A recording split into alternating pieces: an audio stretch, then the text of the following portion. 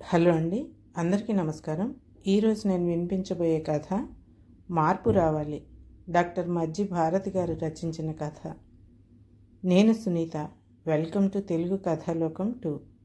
దీపు, చైతు, ఏమండి, మీ ముగ్గురు ఒక్కసారి ఇలా వస్తే మీతో మాట్లాడాలి. పిల్లల్ని భర్తని పిలిచింది ఇందుమతి. టీవీ చూస్తున్న మోహన్, మొబైల్ ఫోన్లో గేమ్స్ ఆడుతున్న పిల్లలు మేం బిజీ, తర్వాత మాట్లాడుకుందాం అనేశారు ఇందు వైపు చూడకుండానే.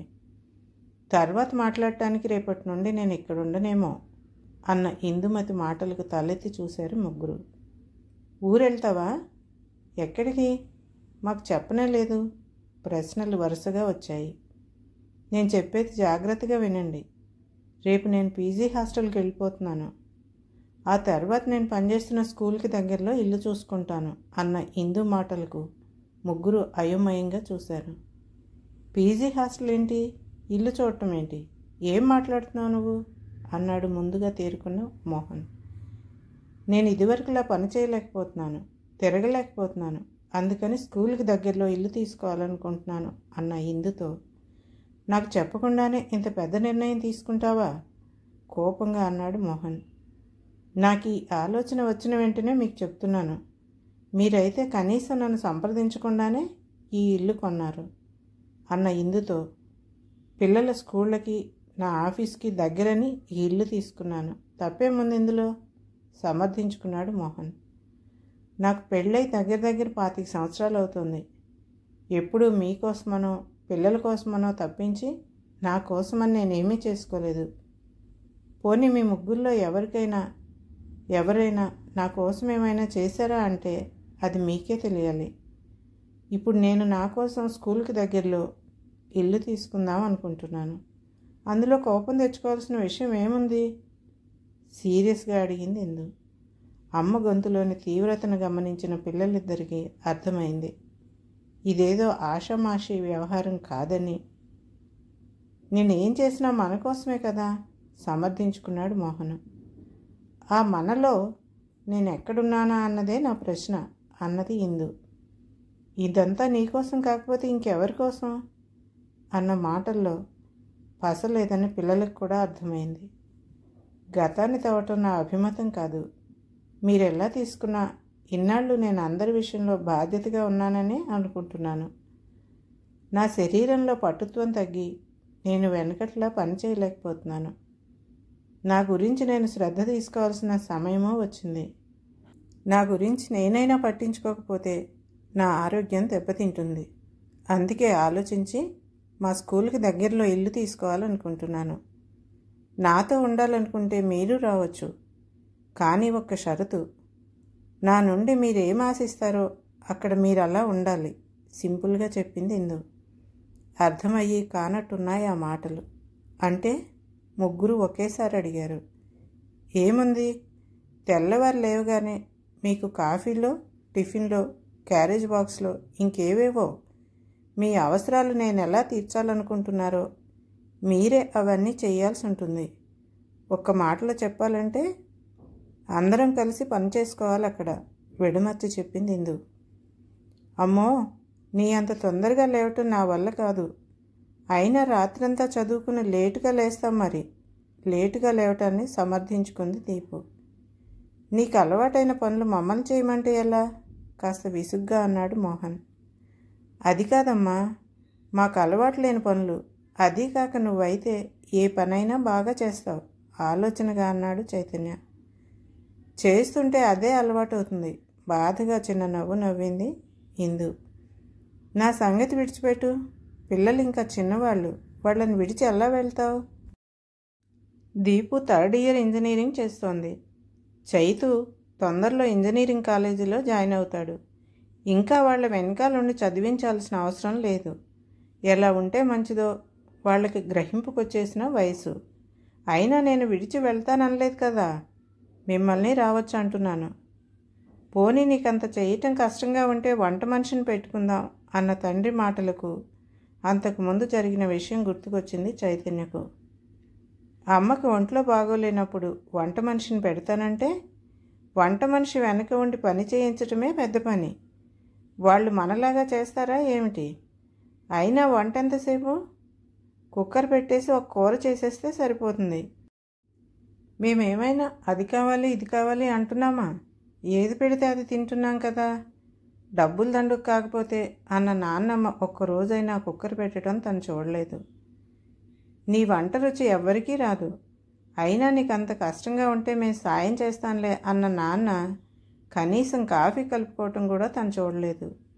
తన క్యారేజే కాక తామందరికీ బాక్సులు కట్టి నాన్నమ్మకి టేబుల్ మీద అన్నీ సర్ది మళ్ళీ స్కూల్ నుండి వస్తూనే వంటగదిలో దూరి అందరి అవసరాలు నోరెత్తకుండా తీర్చే అమ్మ ఎంత బాధపడకపోతే ఇప్పుడు ఇలా అంటుందో అన్న ఆలోచనలో ఉన్న చైతన్య, ఇలాంటి ఆలోచన నీకు ఎలా వచ్చింది? అయినా నువ్వు వెళ్ళిపోతే ఇంట్లో ఎలా?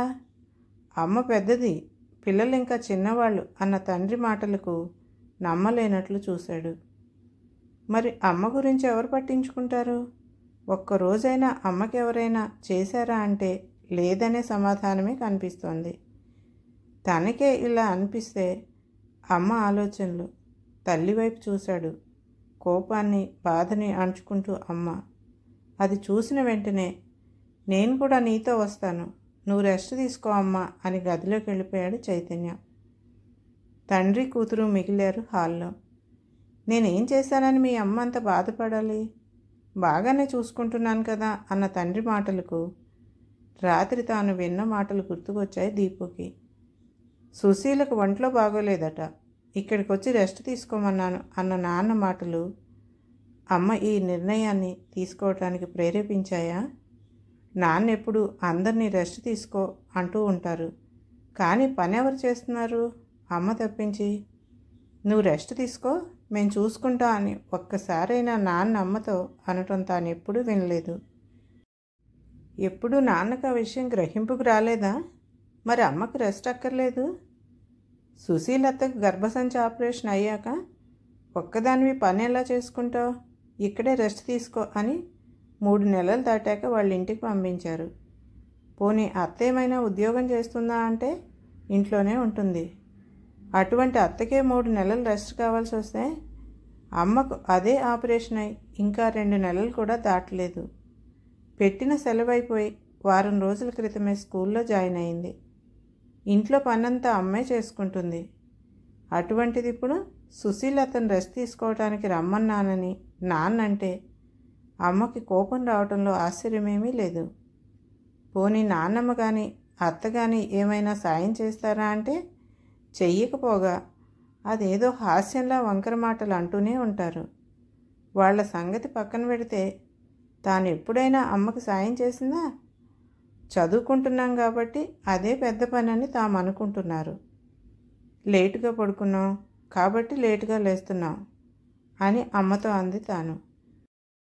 కానీ అమ్మ ఎంత లేటుగా పడుకున్నా ఉదయం 5 గంటలు అయ్యేటప్పటికి లేచి పని మొదలు పెడుతుంది. మరి అమ్మకు నిద్ర విశ్రాంతి అవసరం లేదా? అమ్మ పనిచేస్తుంటే తామందరం గదుల్లో దూరిపోయి ఫ్రెండ్స్తో కాలక్షేపం, కబుర్లు, వీడియో గేమ్లు, నాన్నమ్మనేమో టీవీ ముందు. అమ్మ ఎప్పుడైనా తనకు పని చెప్పపోతే ఇప్పటి నుండే దానికి పనులు ఎందుకు చెప్తావు? రేపు పెళ్ళయ్యాక వాళ్ళ ఇంట్లో అదే చెయ్యాలి కదా అంటుంది నాన్నమ్మ. తమ్ముడికి పని చెప్పకపోతే మగ పిల్లవాడికి పనులు చెప్తావా? నేను ఎప్పుడూ నా పిల్లలకు పనులు చెప్పలేదని నాన్నమ్మ వెనకేసుకొస్తే అదేదో గొప్పగా అనిపించేది. కానీ నాన్నమ్మ ఉద్యోగం చేయలేదు కదా. అటువంటప్పుడు నాన్నమ్మకి అమ్మకి పోలికేంటి? తనకి ఎందుకు ఈ విషయం తోచలేదు ఇన్నాళ్ళు? అమ్మకు తన మీద ఉన్న ప్రేమని, బాధ్యతని ఆమె బలహీనతలుగా తాము అడ్వాంటేజ్ తీసుకున్నారా అంటే అవుననే సమాధానం వచ్చింది దీపుకి. ఒక మనిషి పనిచేస్తుంటే తామందరూ బాధ్యతారహితంగా ఉన్నారన్న భావనే దీపుకి సహించలేదు. అదే సమయంలో ఈ లోకంలో మీ అమ్మ ఒక్కతే ఇంట్లో పనిచేస్తున్నట్టు బాధపడుతుంది ఎందుకని?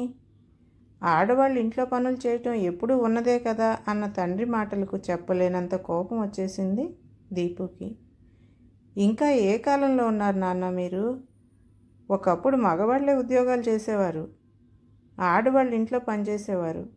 ఇప్పుడు ఆడవాళ్ళు ఉద్యోగాలు చేస్తున్నప్పుడు ఇంటి పనులు కూడా ఇద్దరూ కలిసి చేసుకోవాలి కదా. గుండెల మీద చెయ్యి వేసుకుని చెప్పండి. మీరు ఎప్పుడైనా అమ్మకు సాయం చేశారా? మిమ్మల్ని అంటున్నాననే కాదు, ఇందులో మా తప్పు కూడా ఉంది. మేము కూడా అమ్మ గురించి ఎప్పుడూ పట్టించుకోలేదు. అమ్మ చెప్పాకైనా తన మనసును అర్థం చేసుకోలేకపోతే నన్ను నేను క్షమించుకోలేను. నా పెళ్ళయ్యాక నేను కూడా అమ్మలాగే ఉద్యోగం చేస్తూ అందరూ కూర్చుని కబుర్లు చెప్పుకుంటూ ఉంటే ఒక్కదాన్నే పంటి బిగువున భరిస్తూ ఇంట్లో పనులు చెయ్యాలంటే నా వల్ల కాదు. అందుకే నేను కూడా అమ్మతోనే వెళ్తాననేసి గదిలోకి వెళ్ళిపోయింది. హాల్లో ఒంటరిగా మిగిలిపోయాడు మోహన్.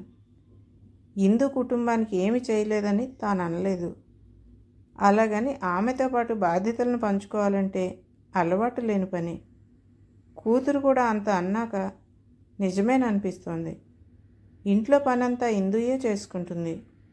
పిల్లల్ని తానే చదివిస్తుంది. అమ్మని, తన ఇంటికి వచ్చిన చెల్లెళ్ళని కూడా చూసుకుంటుంది. తాను సాయం చేయకపోగా కనీసం మెచ్చుకోవటమైనా చేయలేదు. ఒక్కరోజు కూడా అలా మాట్లాడలేదు.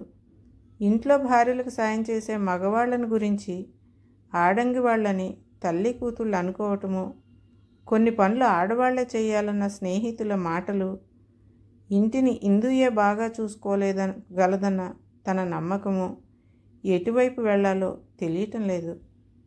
ఇందుని వదిలి ఉండలేడు. అలాగని ఇందుతో సమానంగా వంటగదిలో పనిచేయనూ లేడు. చిన్న చెల్లి దగ్గరికి వెళ్ళిన అమ్మ వస్తే ఏం చెప్పాలి? భార్య నీ మాట వినేలా చేసుకోలేవు అని అడుగుతుంది. సమస్యకు పరిష్కారం ఏమిటో తెలియటం లేదు. తరతరాలుగా జీర్ణించుకుపోయిన మగబుద్ధి, వివేకంతో కూడిన విచక్షణల మధ్య ఇంకా ఊగిసలాడుతూనే ఉంది మోహన్ మనసు. ఇంతలో సుశీల దగ్గర నుండి ఫోను. అంత దూరం ఒక్కదాన్ని వెళ్తావు? నేను వచ్చి దింపుతానన్నారాయన. అందుకే 2 రోజులు పోయాక వస్తానని. ఏం చెయ్యాలో పాలుపోక చిన్నప్పటి తన క్లాస్మేట్ ఇందు కొలీగ్ అయిన శ్రావణ దగ్గరికి వెళ్ళాడు మోహన్. ఇందుకి ఫోన్ చేయటమే కానీ తాను ఇంటి నుండి వచ్చి 4 రోజులైనా తన దగ్గరికి మోహన్ రాలేదు. అతని మనసులో తన విలువ ఇంతేనా? కోపం బాధల మధ్య మనసు కొట్టుకుంటోంది. అప్పుడు వచ్చాడు మోహన్. మీ స్కూల్కి దగ్గరలో కొత్త అపార్ట్మెంట్లు వేశారు. నీకు నచ్చితే ఒకటి తీసుకుందాం అంటూ 4 బ్రోచర్లు పట్టుకుని. నమ్మలేకపోయింది ఇందు. అపనమ్మకంగా చూస్తున్న ఇందుతో, సారీరా, నీ గురించి ఎప్పుడూ ఆలోచించలేదు. ఇక నుండి ఈ పొరపాటు జరగదంటూ అది హాస్టల్ అని కూడా చూడకుండా దగ్గరికి తీసుకున్నాడు. తనలో ఈ మార్పుకి కారణం శ్రావణి ఇంట్లో జరిగిన విషయం. సుశీలను రెస్ట్ తీసుకోవటానికి రమ్మన్నానని చెప్పిన వెంటనే ఆపరేషన్ అయి 6 నెలలైంది. సుశీలకి రెస్ట్ కావాలా? అదే ఆపరేషన్ 2 నెలల క్రిందటే చేయించుకుని ఉద్యోగం చేస్తున్న ఇందు మీ అందరికీ చాకరీ చేయాలా? బుద్ధుండే మాట్లాడుతున్నావా? నా క్లాస్మేట్ అని చెప్పుకోవటానికి కూడా సిగ్గుపడుతున్నాను. నీతో పాటు ఇందు ఉద్యోగం చేస్తున్నప్పుడు తనతో పాటు ఇంటి బాధ్యతలను పంచుకోవాలని తెలీదు? నీ డిక్షనరీలో భార్య మనిషి కాదు? ఆమెకు విశ్రాంతి అక్కర్లేదు? ఇందు కాబట్టి ఇన్నాళ్ళు భరించింది. అదే నేనైతే ఎప్పుడో విడాకులు ఇచ్చేద్దును. మనసులో శ్రావణి మాటలు గింగురుమంటున్నాయి. నిజమే కదా, అలవాటైన పుట్టింటికి రావటానికే ఒక్కదానివి ఎలా వెళ్తావని సుశీల వాళ్ళ ఆయన ఆలోచిస్తూ ఉంటే, ఇంట బయట అన్ని పనులు చేసుకుంటున్న తన భార్యను తానెంత బాగా చూసుకోవాలి? తాను ఏం చేయాలో తెలిసొచ్చింది. మార్పు రావాలి. ఉద్యోగాలు చేస్తున్న భార్యలున్న భర్తల్లో మార్పు రావాలి. పనుల్లో ఆడమగ తేడా చూపించకుండా ఇద్దరూ కలిసి పనిచేసుకోవాలి. ఇన్నాళ్ళు తాను చేసిన తప్పేంటో అర్థమైంది. ఇందు బాధపడకుండా చూసుకోవాలి. తనకి పనుల్లో సాయం చేయాలి.